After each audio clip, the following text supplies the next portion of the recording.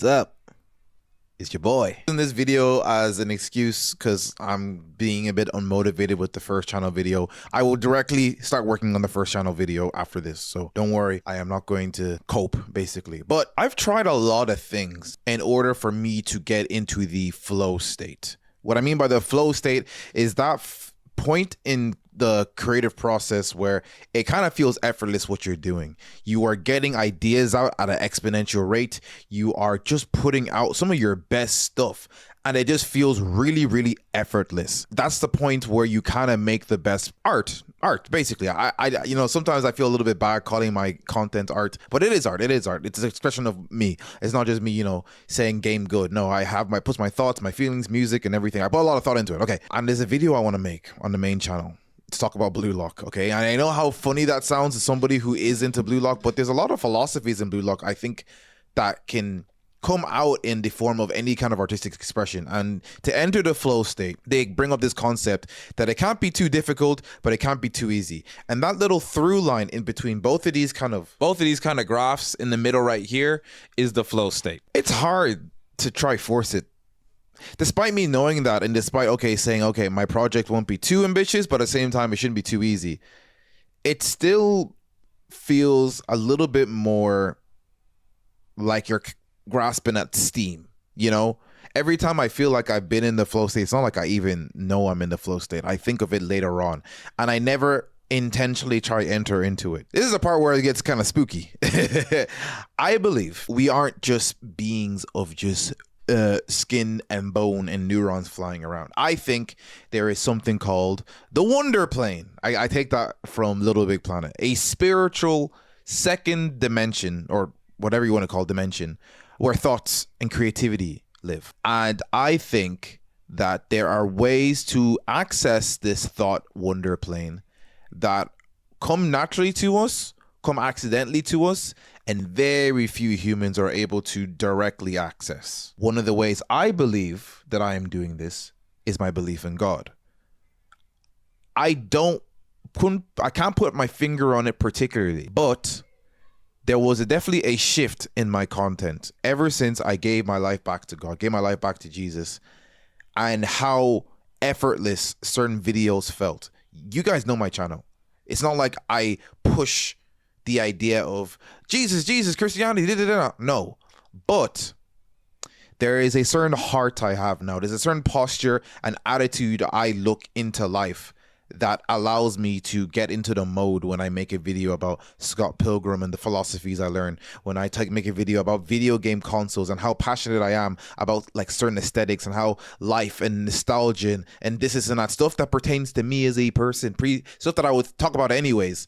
But I truly believe that whatever connection I have with the big man upstairs, it allows a much bigger doorway than most people to access this wonder plane, this thought realm, okay? I think thoughts exist warping around this wonder plane, and then the guys that are able to capture this, bring it into, let their body be a vessel. I feel like I'm making a big revelation here. There's probably some artists that's explained this way better, but this is my take on it. You are a vessel of that thought, that spark of creativity, and if you don't go use be the right vessel and actually put it out there, it's going to be used by someone else. Have you ever heard stories about certain artists feeling like, you know, if they don't act upon this idea, someone else will steal it? Michael Jackson, someone to my knowledge isn't an overt Christian, sometimes would wake up at 3 o'clock in the morning because he'd be like, I have a song idea, I have a melody in my head, and if I don't work on this right now, God is going to give this idea to someone else.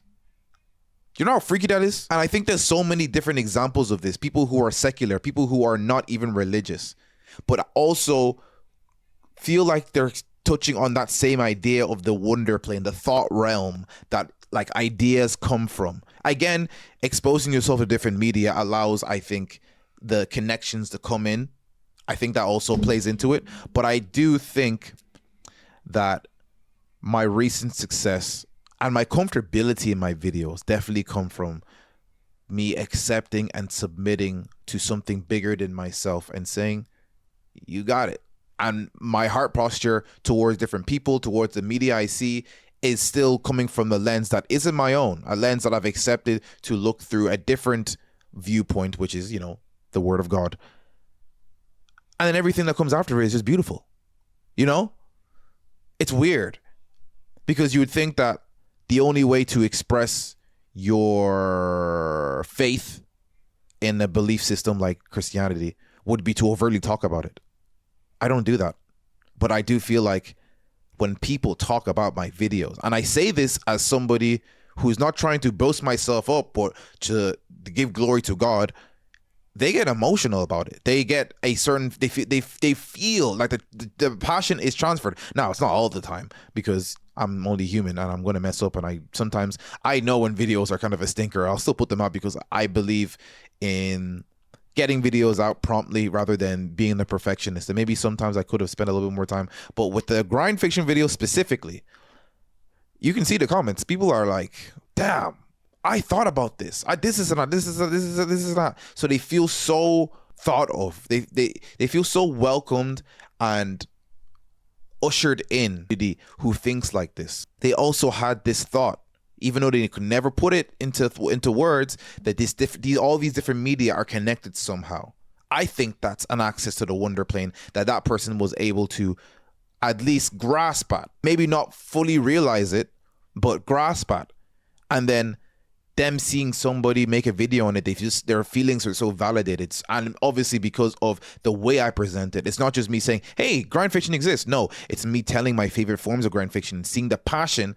They're like, damn, I'm so happy to be. I feel like people will leave my video saying, man, humans are great. And I think that's the end goal. I would love if people just leave my videos just being in awe on what humans have created with the life that we've been given by God on this short amount of time.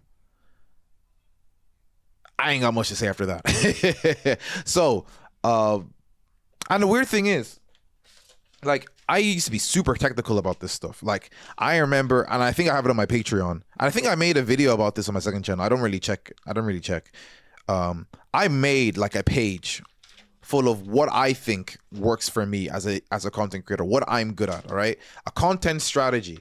You guys can't even see it. Oh, there. Look, keep it personal, story-driven, music that supports emotion, and then avoiding these things. I hate when I overscript. I hate when I'm lazy and complacent with the editing. I did not have to spend 30 to 40 hours learning Blender again to make characters that move around in Cyberpunk Bomb Rush Cyberpunk. I keep on mixing the names together, but I did because I knew that was the closest, that was getting closer to the Mayorski, to the Maiwa. My name is Maiwa, if you guys don't know, that I feel like is the version I'm trying to become. So I go out of my way to do these things. So I'm going to kick myself in the stomach if I put these videos out and I think they're mediocre. You guys don't see the bar I have for myself. You guys just think it's cool. Maybe some people don't think it's cool, but it's these kind of stuff. And like, while this did help, I learn something new every video. And to say that my creativity comes from 3 to 4 bullet points, I think is wrong. I think they're cool guidelines, but I can tell you my thought processes afterwards behind each project, and you'd be like, wow, these are vastly different. And while there might be 1 or 2 commonalities, like, I'm always doing something new, bro. And I think that's because of the wonder plane. And I think I've accepted the part of myself that is a bit whimsical. I've always been somebody that enjoyed the magic of the universe, the world. I'm a little bit Planet fan, okay? I've been always this kid that always, thought of the world in more of a mystical sense than most. And this YouTube channel is allowing me to refine that person because, life beats you down a bit and you get bored. You get crashing down to the realism. But I like where I'm at. And as long as I continue to serve as a way to help people and continue to stay connected to what I believe allows me to enter and connect to this wonder plane as much as I can, which is God, like I said, I don't think my videos will ever stop affecting people. I don't know how to the scale. I don't know the full-time career aspect of it happening because I really can't control that. I can put as much input as I want to and still, if God says nah, God says nah. So I'm learning to accept that. But the one person, the second, the third person, the 10th view who watches it, if it ends up just dying and the channel this is and that, but I keep that fervent connection to the thought realm, creativity realm, you know, I think people will appreciate that. And that even if it's only 10 people that watch that video, they'll be like, damn, that was a really good video. A surefire way that you know you're doing well, especially as a small time YouTuber, is when everybody in the comment section is saying, bro, you're so underrated, bro. How's this video on this? That could be multiple reasons why they say that. But I think one of the reasons is like, yo, this guy's tapping into what I think other big YouTubers tap into, and maybe even more passionately, because I'm new. So I'm not bogged down by a bunch of extra labor and stuff that doesn't pertain to creativity, but you have to deal with as somebody who does this as a full-time job. I don't have to deal with that right now. It's not my full-time job. I don't expect this to pay my bills right now. I live at home.